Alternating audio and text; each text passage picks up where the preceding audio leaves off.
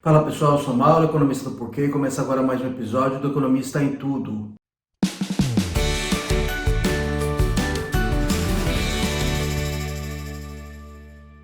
Hoje a gente vai falar da decisão do Banco Central, decisão recente do Banco Central de baixar a taxa de juros mais uma vez, né? A gente teve, na semana passada, a gente teve a reunião do Comitê de Política Monetária, o Copom, do Banco Central, e a taxa de juros ela já vem caindo há muito tempo, né? E agora com a pandemia você tem mais um processo de queda continuando.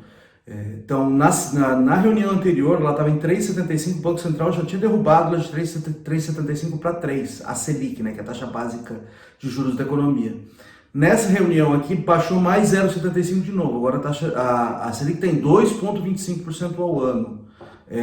Na verdade, já tinha meio que sinalizado que poderia fazer isso na reunião anterior, baixar mais 0,75 e de fato fez. Já dito que poderia baixar no máximo mais 0,75, foi até a ponta de onde tinha prometido, né?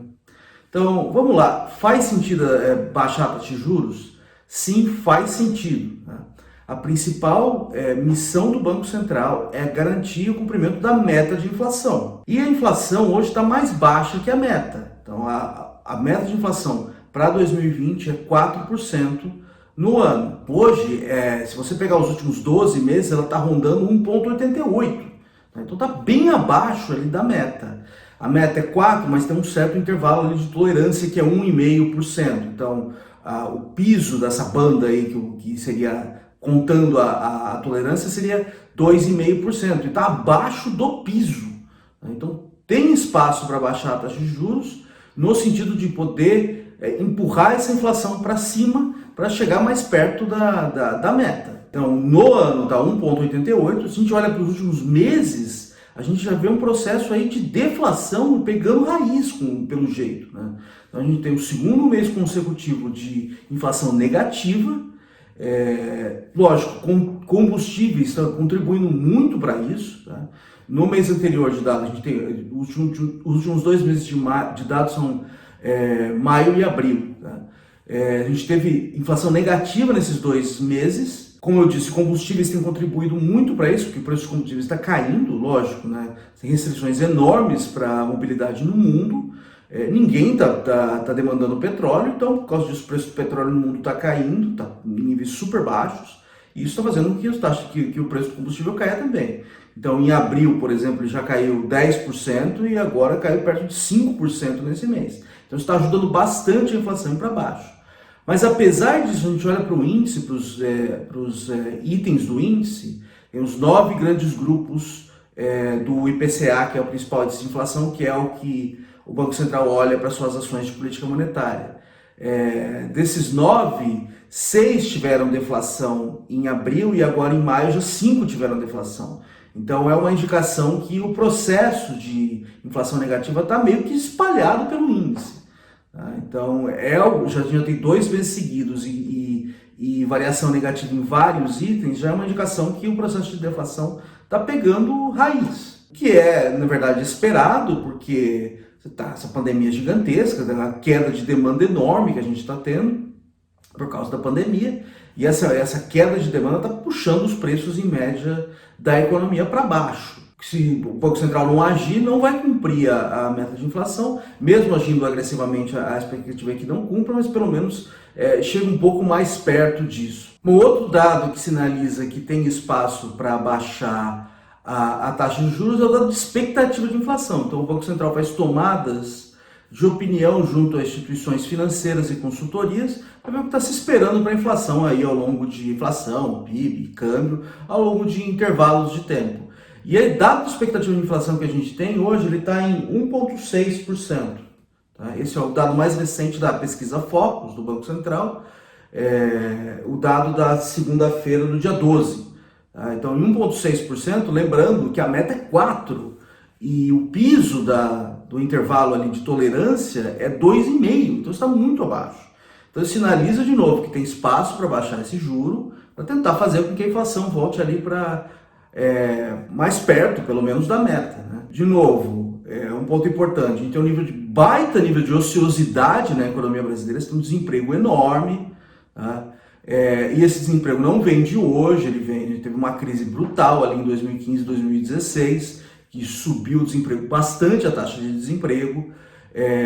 Aí a economia vem se recuperando, mas de forma bem lenta aí nos últimos anos, e agora teve o choque do coronavírus. Então tudo isso está contribuindo para você ter um nível de ociosidade enorme, não só por causa de desemprego, mas excesso de capacidade na indústria, por exemplo.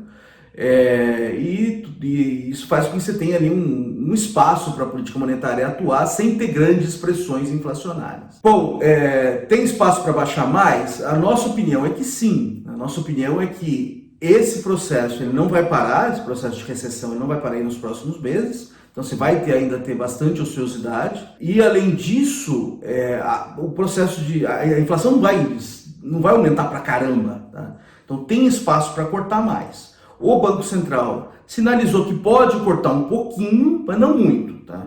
Então o Banco Central está vendo aí que tem um piso para essa taxa de juros, que não consegue descer mais do que isso, e o jeito que pode se justificar isso, acho que tem um certo sentido, é o medo, por exemplo, se você baixar muito o juro, o Brasil fica muito pouco atrativo para investir, né? Comparando, por exemplo, o juro aqui de 2 ou menos que 2, por exemplo, se você continuar a baixar de juros e comparar com os juros lá fora, que está quase perto de zero, mas o risco é mais baixo. Então isso pode gerar uma saída muito grande de capital. Com base nisso, o preço do dólar pode subir bastante, né? Por causa que se sai muito capital, aumenta a demanda por dólar nessa saída, então o preço do dólar pode subir bastante. E isso fazer com que algumas empresas que estejam endividadas em dólar, elas quebrem. E ainda que você baixe os juros porque você tem a ideia de você estimular a economia, o tiro pode sair pela culatra se um monte de empresa começa a quebrar por causa disso. Tá? Tudo bem, acho que tem um argumento razoável a ser feito. Eu tenho uma certa dificuldade em olhar para os dados e falar que vai ter alguma coisa nesse sentido. Tá? A gente viu aí o câmbio disparar de 5 para 6 recentemente. Não teve um intervalo mais ou menos curto de tempo. Não viu um monte de empresa quebrando por causa disso. Outras coisas que aconteceram. O Banco Central ele já tinha derrubado bastante a Selic e ainda tinha sinalizado que ia fazer um corte desse tamanho agora. Então isso tudo estava bem precificado. Você não viu na sequência disso o dólar disparando. O dólar acabou disparando depois, muito provavelmente por causa da situação política no Brasil, do risco político que a gente está tendo, né? Essa bagunça que está tendo, a briga de executivo, dentro do executivo também, muitas vezes, aí você vê instabilidade com o judiciário, com o Congresso e assim por diante. Tá? Isso aí está provavelmente afetando muito mais o câmbio do que a política monetária. Eu entendo o ponto do Banco Central, esse medo, a gente nunca foi lá, é verdade. Então faz sentido ir entrando um pouco devagar, mas pelo menos esse lado do câmbio, olhando para o passado recente mesmo, que você tem uma subida no câmbio, você não vê uma quebradeira geral de empresas que estariam supostamente endividadas em dólar. E além disso, parece que o câmbio está se mexendo muito mais em função de outras variáveis, como a instabilidade política na economia no Brasil, do que por causa da Selic, né? Então, a nossa opinião aqui, acho que tem ainda espaço para cortar mais, porque a gente está muito longe da meta.